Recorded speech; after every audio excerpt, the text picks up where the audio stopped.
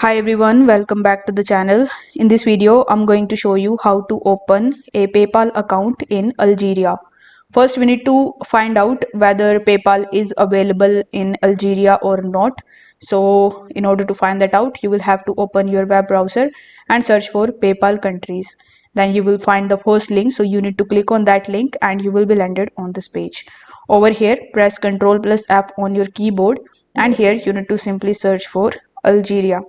So as you can see that Algeria is available, so click on Algeria and it will redirect you on the Algerian homepage of PayPal.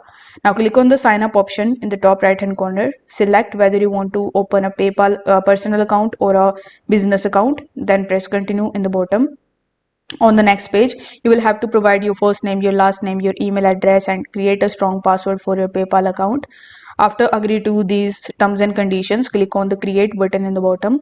On the next page, you may also ask to provide your payment details, so you will have to provide those, and this way you will be able to easily open your PayPal account in Algeria. If this video helped you out, give it a like and subscribe to the channel. Thank you so much for watching.